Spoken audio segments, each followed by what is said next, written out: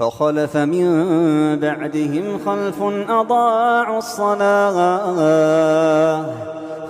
من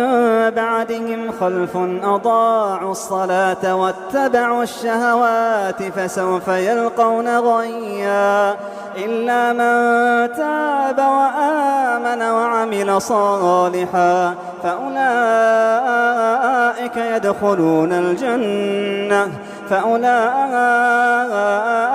يدخلون الجنة ولا يظلمون شيئا